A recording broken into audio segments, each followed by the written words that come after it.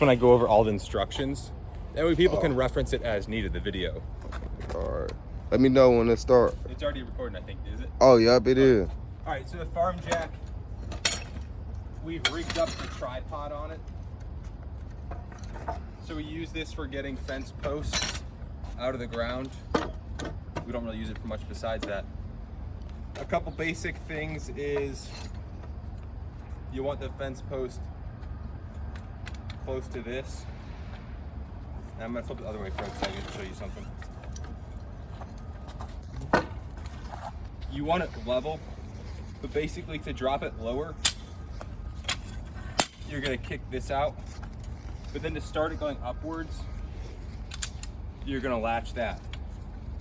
So basically, it'll slowly go upwards and raise a post.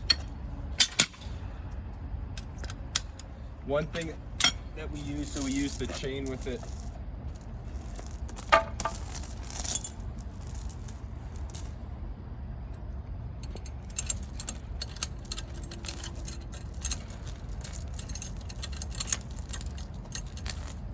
So then we wrap, if the post is here, we wrap this probably like 3 times around the post, and then you attach it to the other side. And then as you crank this up, it cinches down on the post and it's gonna raise the post. You definitely want as little slack in this line as possible, because if you have slack in it, to get tension on the cable, you're gonna have to end up cranking up to like this high, and then you have less room to work with. So if it's, the tighter it is, the sooner it can start pulling upwards with the farm jack. Couple things that might happen if there's roots around the post, which has only happened once. That's how this got bent. It's because there was roots on the cement bulb. We had to just cut those flush and bash them with a sledgehammer because there was no way to free up the roots.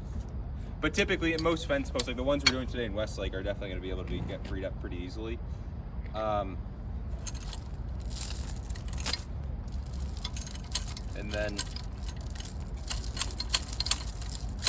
the biggest thing is this lever. This is the key. And sometimes you gotta make sure you go down low enough to get it to go up another rung. So that is how to use the farm jack. Fred, do you have any questions or anyone else? No. You wanna try it?